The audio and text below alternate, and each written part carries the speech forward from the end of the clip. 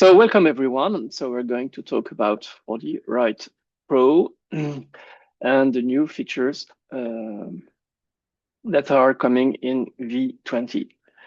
So with a quick reminder that what we had from 4D 19 and release that are already present, of course, in 4D 20. So I will not spend too much time there because we have a lot to discuss, but the main features were importing docx, which was a great improvement, just like continuous section breaks that allows you, for instance, to have many distinct numbers of columns in the same page, and so on.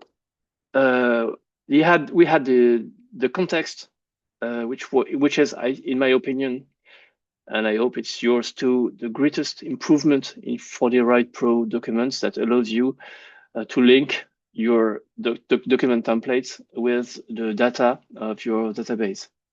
And also the text boxes that were very useful to allows you to have floating text areas above your main document.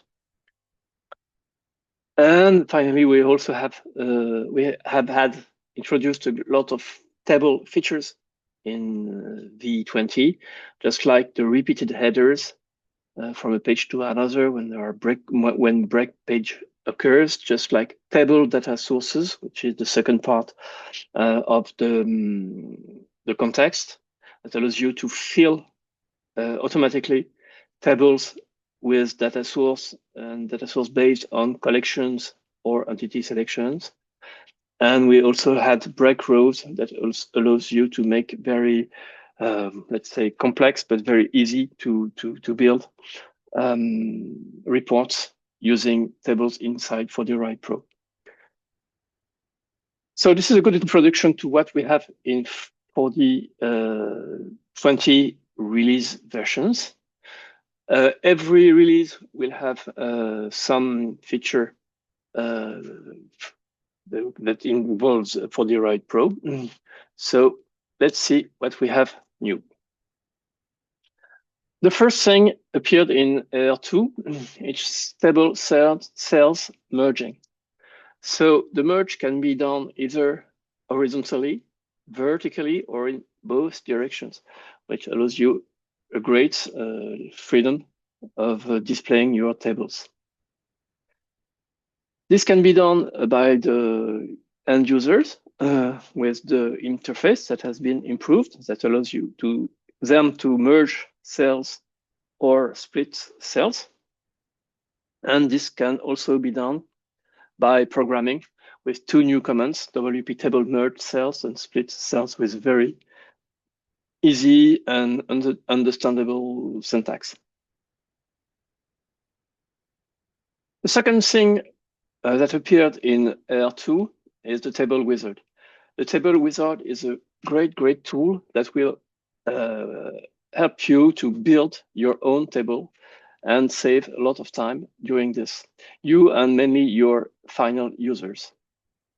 So tables within this wizard, tables can be built with a customizable content that you will have defined. You can define headers, rows, break, etc., just like the appearance of like font size, etc.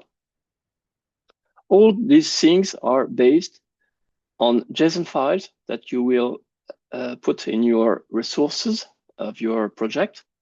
So the first folder named templates will help you to define the data sources of the tables, the columns, what should be set in the table, the break, also the formulas that will be allowed to be defined inside each kind of row.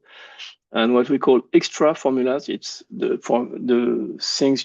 formulas you may want to insert after the last row of the column in the extra rows of your tables. The second folder is a theme folder, so it's more for the appearance of your tables, so where you can define fonts, alignments, colors, etc. And knowing that some themes are already ready set and provided by 4D Write Pro interface. I think there are maybe 9 or 10 pre-defined themes. And these themes can be incremented by your own themes. And finally, there is a translation folder that you can set or not. But if you set them, it will be very nice and useful for translating fields into any language, but also to make the current language more readable. For instance, if you have a field name zip code, it will be more easy to be read as zip code or company name or just anything you like, birth date and so right. So it's easy, and it's also used for filtering. If you use translation fields, files, everything that will not be translated will not be displayed. It works just like maybe you have used this command in 4D, this in the classic language, set table names and set field names. These commands were used for making virtual structures and were taken into account into the search dialog and the sort dialog. If tables and fields were not translated, they never appeared. That's exactly the same here. That's very useful if you want to hide some field, just like IDs or passwords, salaries, whatever you like. You don't want users to be available for your users. Just do not translate them; they will not appear. So here is the dialog. So in the first row, you can select your templates, what should be used to fill the table, a theme that you can choose to, the columns that you want to be displayed in your tables, and finally, how many header rows you want, how many summary rows you want above or below the data row, do you want extra rows below the tables, and etc. So you can make very easily tables like this. And of course, when you are in display formulas mode, you can also insert formulas either in the data row or in the summary rows that are above or below the data row, or even in the carryover row if you use some. So this is all of this is defined inside the JSON files that are in your resources. So you have the complete control of what can be displayed or not. So once this is done, you just click insert, and this table, not the table with formulas, will be inserted in your document. And of course, you can still modify it to adjust the column sizes, etc. So it's a great time-saving tool that we've called the table wizard.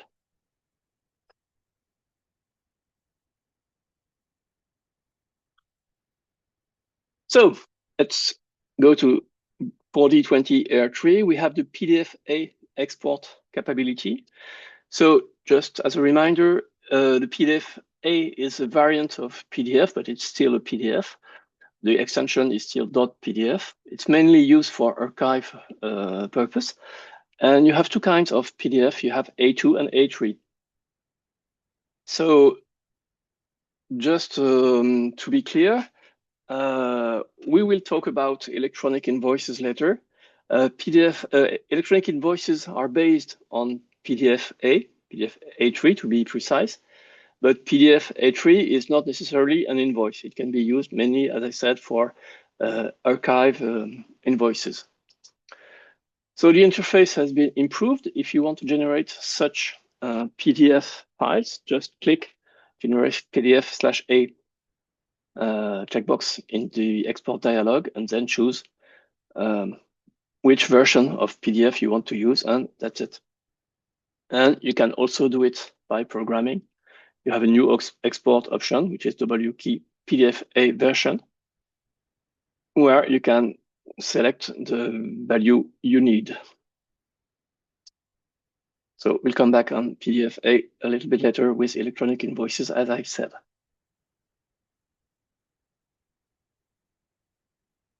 Next feature introduced with R3 is name formulas. I really like this one because it's very user-friendly. Formulas can be displayed usually as values or as formulas. Now it can also be displayed as names. So FordyWrite Pro supports what I call improved formulas. It's still formulas, but I like to say they are improved. In previous code, you just wrote your formula this way. You wrote create an object of formula type, and you insert it in your document. In the new code, what you can do is just create an object with two attributes. First attribute is the formula, so it's exactly the same as the formula you've created in the first sample, and a name.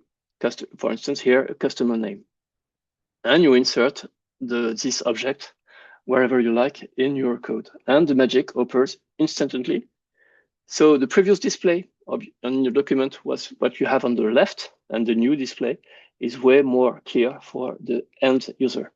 So it's more user-friendly, is more WYSIWYG, because usually a name is shorter than the formula that is used. And for developers, if you really want to see the formula which is used behind the name, just hold the Command key on Mac or Control key on Mac on Windows, and the formula will be displayed as tips.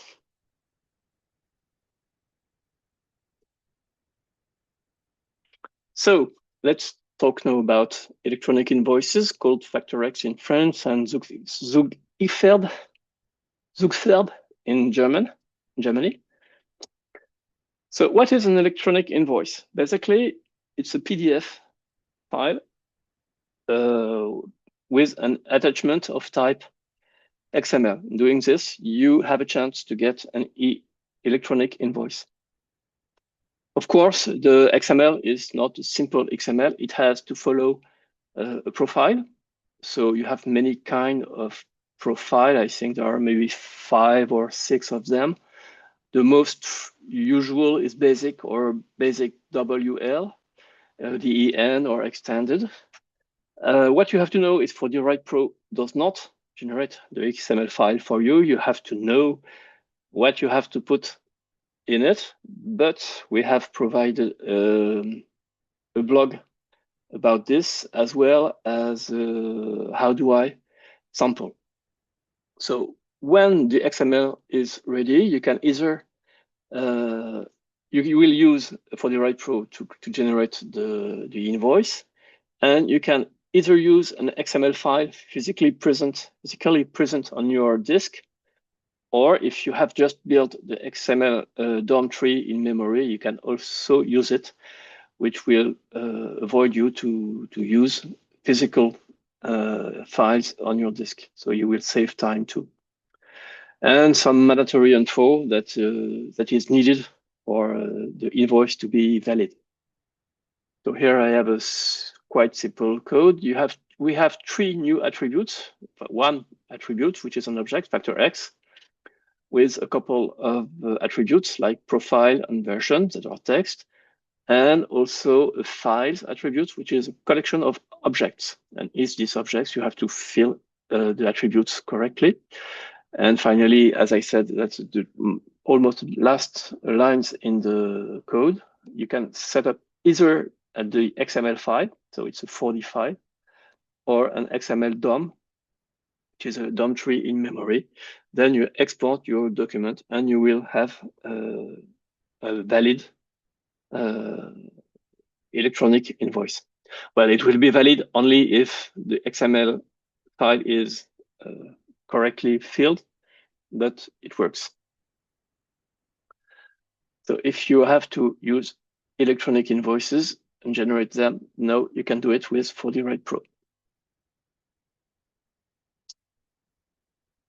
Next subject is large tables. As soon as tables can have data sources and that can hold a huge number of elements if it's a collection, or entities if it's an entity selection, the limit of 1,000 rows and 100 rows has been reached, not maybe for columns, but for rows, that's for sure.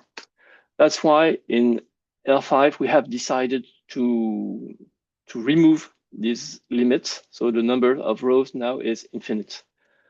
Well, not exactly infinite, but I think it's 4 billions or something of rows, which should never happen, I don't think.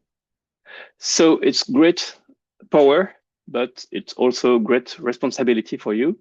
So I think it's the moment to remind you best practice advices. More than ever, use templates to build your 4D Pro documents. Once the template is ready, it will be way easier to make and to create invoices or catalogs or whatever you need. Use formulas and tables, associate tables to data sources. And before running your methods, just test templates with a small amount of data. If you use the real amount of data, very large columns, you might freeze or slow down the interface if you want to resize columns, for instance. But that's why just test your templates with a small amount of data. Then, with the real data, then print or export your documents. Generate your documents in separate workers.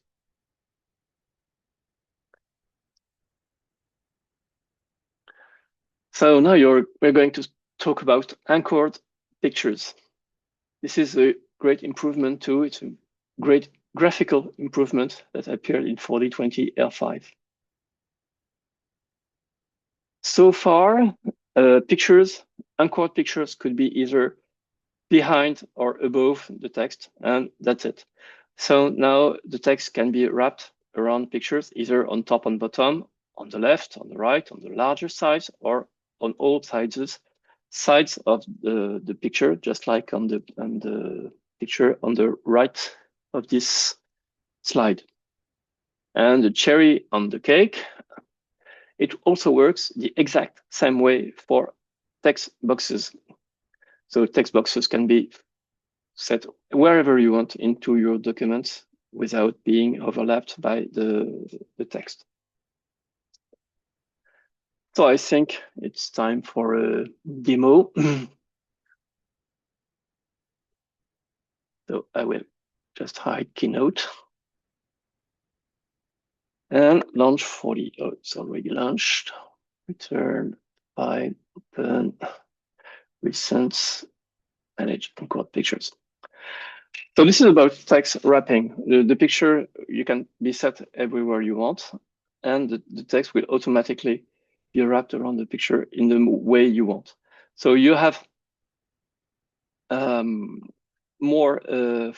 more items in the interface to define which way you want your pictures to be displayed, or in other words, how the text should be wrapped around your pictures. And here is a demo. So here I have a picture. So the first thing, just as a reminder, before it could be behind or over in front of the text. So now the text can be wrapped either on the bottom, on top and bottom, on the left side. So wherever you put your picture, the text will be kept on the left, on the right, on the larger side, which means whether you put your picture, the text will flip on the side on another, or everywhere. In this case, you can move your picture wherever you like. You can even resize it, and it works the way you expect. So it works in the body of the document, just like with this picture, but it also works in the. Actually, I'm going to try to increase the size of my window so you can see the header twice. Here on the top, you can see on the second page, it works the same. And also for the footer, you can have pictures that are over the text with the same wrap options. So it's very smooth. So I have here an animate purpose. It was used for test, but it was funny, so I just let it in the final version. So you can see how smooth it is, and it works very well. And I do not have a very powerful Macintosh. It's just an M1 Macintosh from 2019 or something like this. And it works also, something I want to show you, if you have columns in your text, it works. It also works. Or if I want to, I will put this one back here. So you will see that's magic. That works really fine, even on many columns. And it's very smooth and it works very fine. And of course, if you export this to PDF, for instance, the export to PDF works perfectly fine too, just like on Word. The only limitation is when you export to HTML, just because this purpose does not exist in HTML, but in this case, 4D will do the best he can. So he will put this picture on the left and this one on the right, but it will not be exactly the same rendering, but it will be close. And of course, if you export to SVG, it will be perfect too. So that's it for this demo. Let's go back to the keynote.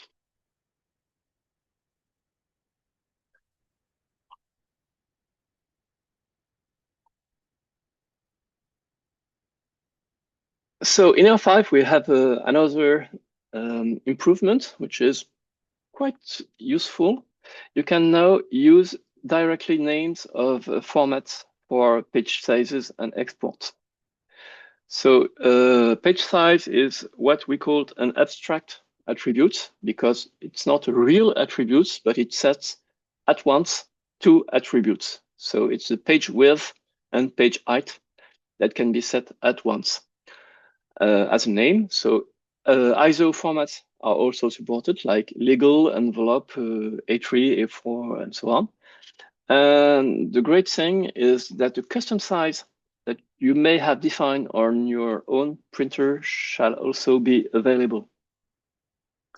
So the interface has been improved again. So on the first part on the top, you have the available size on your computer. The second part is the custom format that you may have created. And finally, the third part is all the ISO formats that are displayed there, unless they are already displayed in the first or the second place. And in the programming section, it will save you one line or more, because you will only have to define the format you need with W key page size.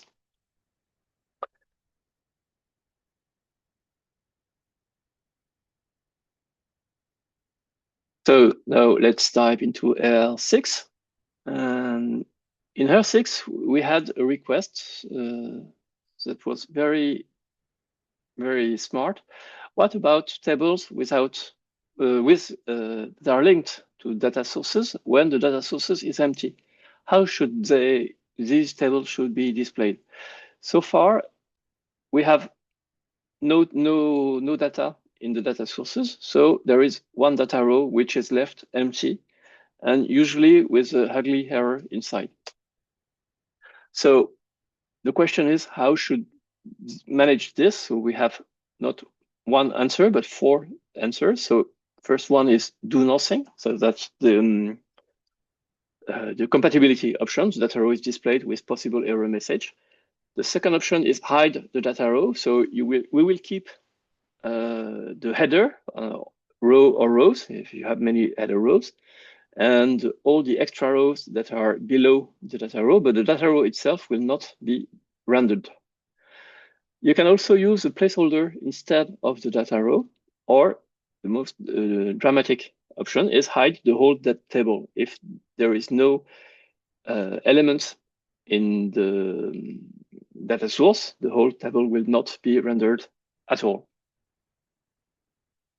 So this can be set using the interface again. So you have a new item, menu item in the table menu, which is empty data source display. If you chose placeholder row, you will see a new icon next to the table, which is G prime, that will let you know this row will be used instead of the data row, which is just above, when there is no no elements in your data source. So again, the data will be used if, the raw data will be used if, for each element of the data source, if there are elements in the data source. Otherwise, it be this single row that will be used instead. So these options are, of course, available by programming too. So you can define how a table should be displayed using this new attribute, wkey empty data source. The first one, show data row, is the default one.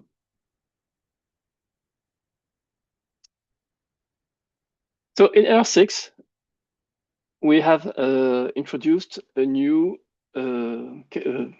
feature too, which is not precisely for the right Pro feature, but I wanted to talk about it because you can use for the right Pro to generate PDF with attachments inside. But if you have PDF that comes from outside, you may want to be able to extract the attachment. So this can be done with open source component, which is called 4D QPDF, which is available on GitHub. Again, we have a blog about this and how do I database. So what does this component? This component is very simple. It only has one method called PDF get attachment, and that receives a 4D file as a parameter and returns attachments. And attachments is a collection of objects. And each object in this collection contains name, extensions, full name, etc., and a content attribute, which is a blob, which is binary blob.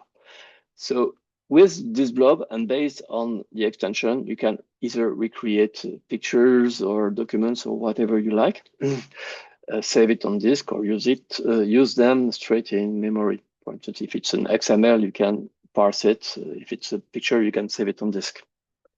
And even more attributes if they are available, like creation date, modification date, checksum, etc.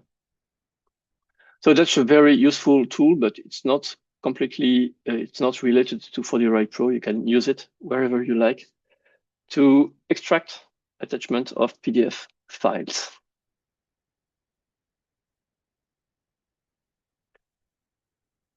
So now 4020 R7. These are improvements of sections and subsection management in 4D Write Pro. We have 4 new things. We have a new command, delete selections, and we have improved 3 commands that are delete subsections and reset sections and subsections attributes. So let's dive into details. The delete section is a new command because it was not as obvious as it sounds to remove a section from a 4D Write Pro document. Usually when we tried it, the result was not exactly what we expected. So now it is, knowing that when you delete a section, you will delete everything that is in the section. That's a part of the body belonging to the section. The header, the footer, the anchored pictures and text boxes, and subsections if any subsections are being defined in this section. So graphically, what is this? You will get this. The syntax is very simple. Delete section, document, the number of the section. I almost said the ID of the section, which is completely wrong. There is no IDs on section. It's only a number. It's a number order. So when you delete the section 2, you'll get what you have on the right, but just be, you have to know that the section that was previously the third one will become the second one when the second one will have been deleted. You can also delete too many sections as you need. So if I want to delete starting from section 2, I want to delete 2 sections. So it can be used very, very conveniently. If you have, for instance, let's say a document or a template with many, many sections, and according to what you need to do with these templates, you do not want some section or some others. So you can delete every section you do not need. So just to be sure and that's an advice, just start by the end. It should be way more easy. And just one more thing, just remind when you create a document, you have only one section in it, and you have it. So a document contains at least one section, and this section, if it's a single one, cannot be deleted. If you try to delete the first section and the section is the only one, you will get an error, but this is the only case you'll get an error. So now let's speak about delete subsection. This is not a new command, but it has been improved.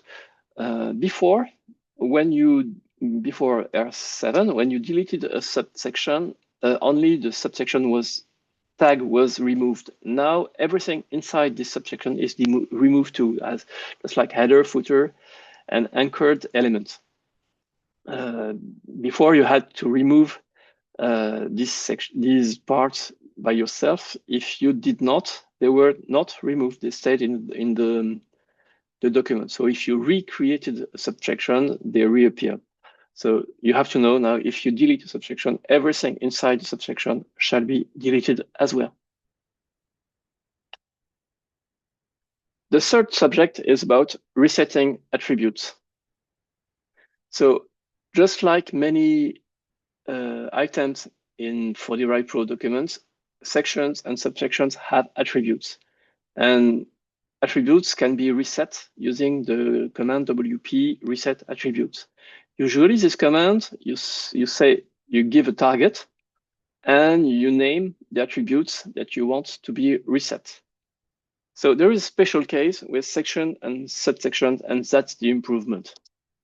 From now, the name of the attributes you want to be reset are not mandatory anymore for sections and subsections. They are still mandatory for any other kinds of targets, but for section and subsections, they are not mandatory anymore. If you do not send any attributes, all attributes shall be concerned.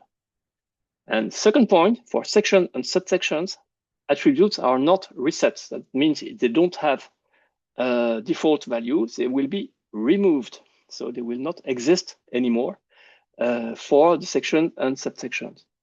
And once reset, the inheritance will work. So subsections attributes shall be inherited from the sections they belong to, and sections attributes shall be directly inherited from documents. I hope this is clear enough, but picture is better than long talk. So if in this document I have 3 sections, section 1, 2, 3, obviously they are completely different from one from each other. So if I remove all the attributes, as you can see, I do not specify which attribute I want to reset. So all attributes are reset. Section 1, section 2, section 3. Section 1 will lose his background. Section 2 will lose his orientation and his columns. And section 3 will lose his borders and margins. And they will inherit from the document itself. Same goes for the subsection. In this sample, I only have one section, but they have a distinct first page and distinct right and left pages. So the same thing, if I reset attribute of first page, right page, and left page, they will inherit from the attributes of the section itself. Fair enough, I hope it is. That it's a great improvement too. It's very easy to manage.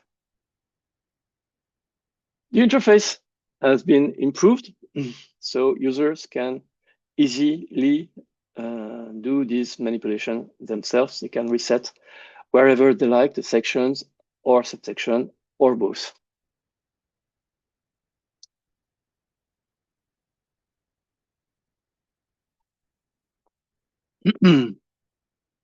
So now we are going to talk about signing documents.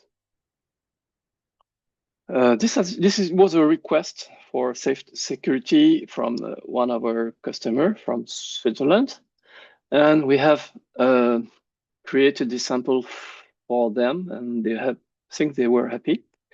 So the idea is protect documents from being corrupted outside of 4D.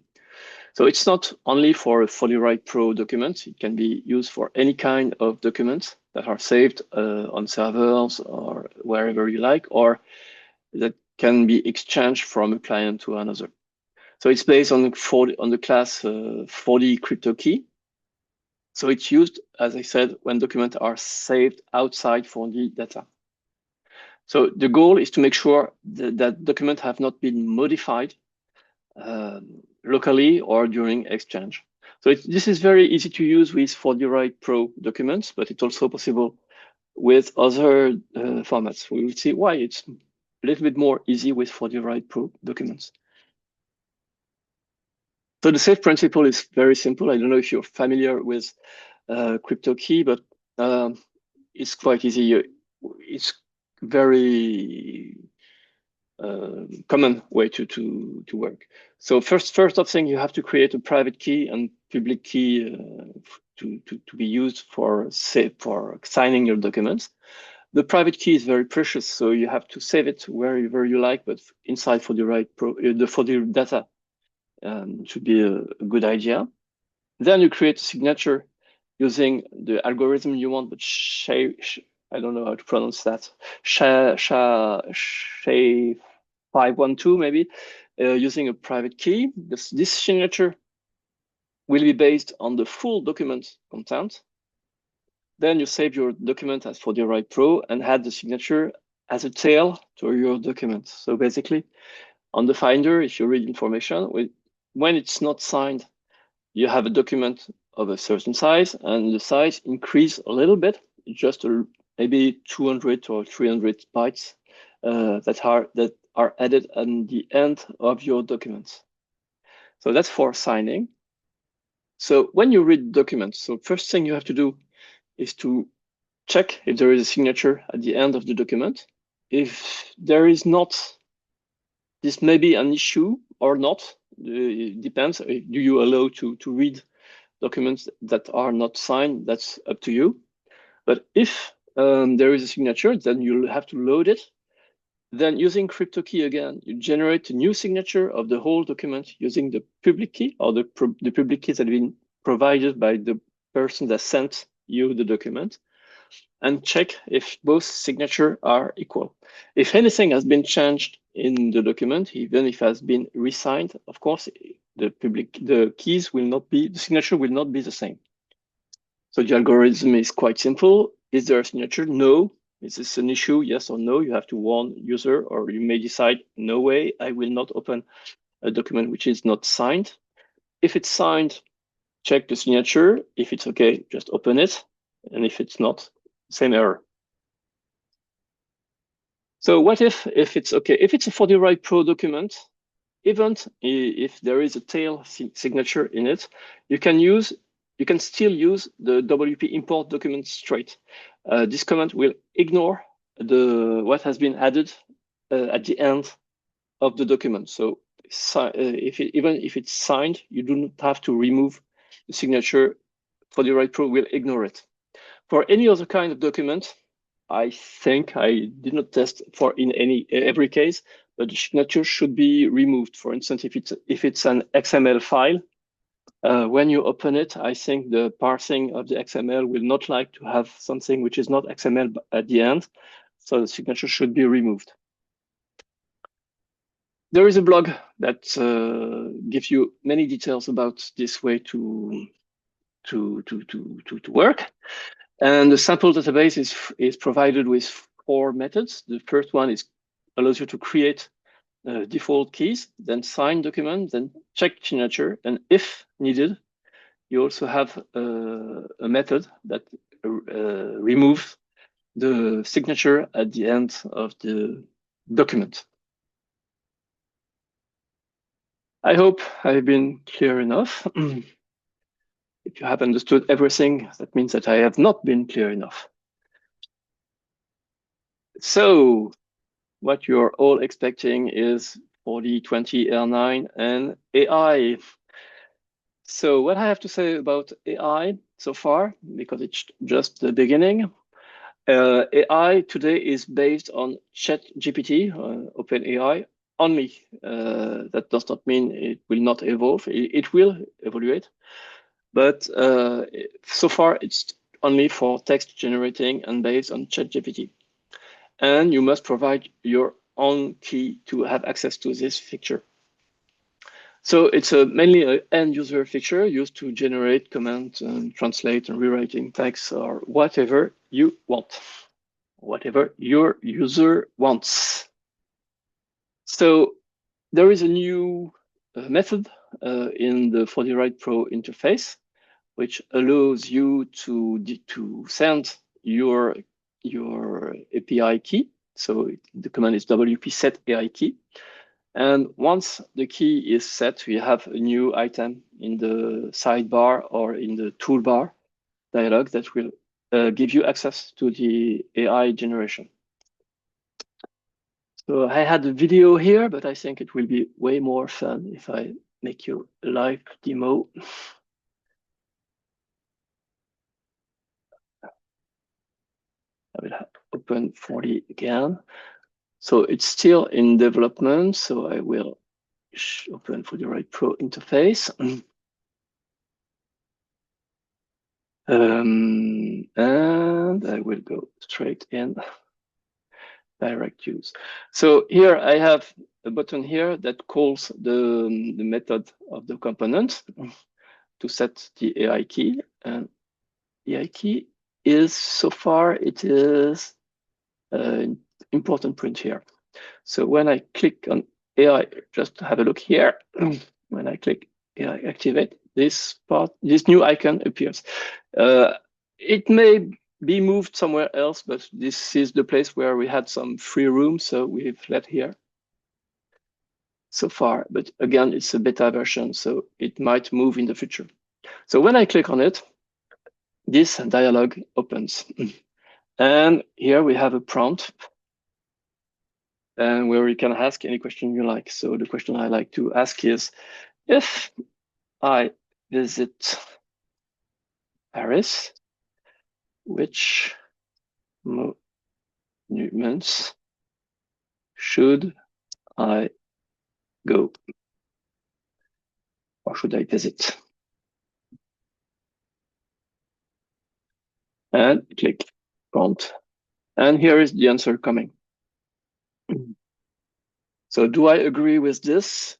Yes, Palace of Versailles is not in Paris. It's outside, but it's okay. Sainte-Chapelle is great. Seine River, of course. Arc de Triomphe. So that's okay. If I can only visit three,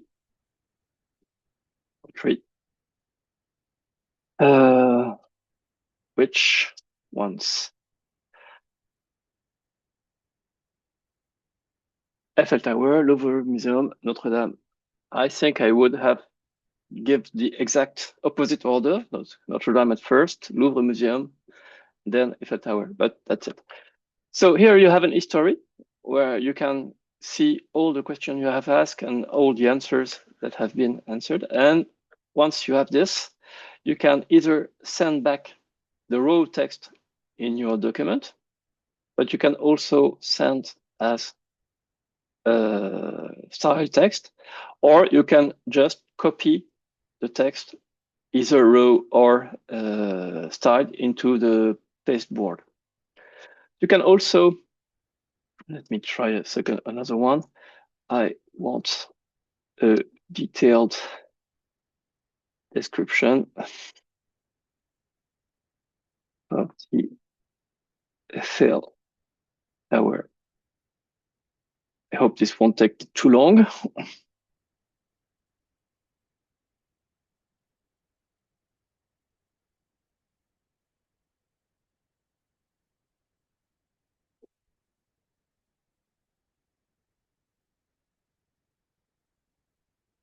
Okay. Oh, it wasn't finished. Yes, now it's finished. Can I have this in short?